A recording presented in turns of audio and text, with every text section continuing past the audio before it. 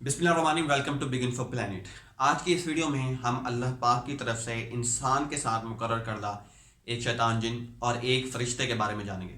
اور شیطان کس طریقے سے انسان کی رگوں میں دوڑتا ہے۔ اس پر ہم بخاری شریف اور مسلم شریف میں موجود دو احادیث مبارکہ بمائے ترجمہ اور تشریح دیکھیں گے۔ تو چلتے ہیں اپنی ویڈیو کی طرف۔ ہر انسان کے ساتھ ایک فرشتہ اور ایک شیطان مقرر کیا گیا ہے۔ حدیث مبارکہ ہے جس کا ترجمہ یوں ہے، اور حضرت ابن مسعود رضی اللہ تعالیٰ عنہ راوی ہیں کہ رسول اللہ صلی اللہ علیہ وسلم نے ارشاد فرمایا کہ تم میں سے کوئی شخص ایسا نہیں جس کے ساتھ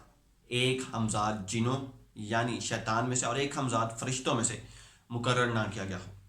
صحابہ کرام رضی اللہ تعالیٰ علیہم اجمعین نے دریافت کیا، یا رسول اللہ کیا آپ کے ساتھ بھی؟ آپ صلی اللہ علیہ وسلم نے فرمایا، ہاں میرے ساتھ بھی،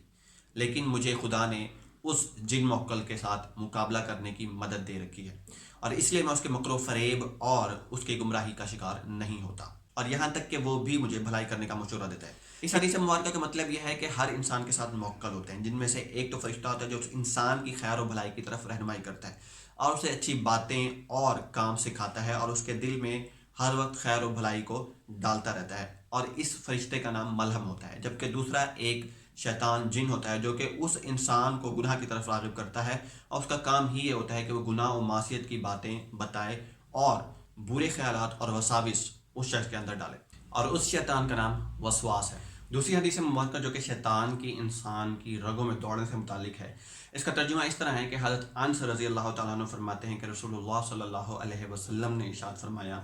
کہ انسان کے اندر شیطان اس طرح دوڑتا ہے جس طرح کے خون رگوں میں گردش کرتا رہتا ہے۔ اس حدیث مبارکہ کی تشریح اس طرح ہے کہ شیطان انسان کو بہکانے کی کامل قدرت رکھتا ہے۔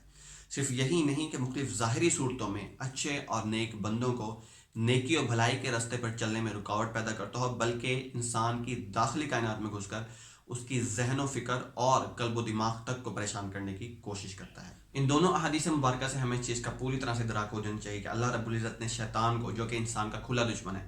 کس قدر صلاحیت دی ہے کہ وہ انسان کو فزیکلی، مینٹلی اور یہاں تک کہ اس کے دل کو ایذا پہنچانے سے باز نہیں رہتا،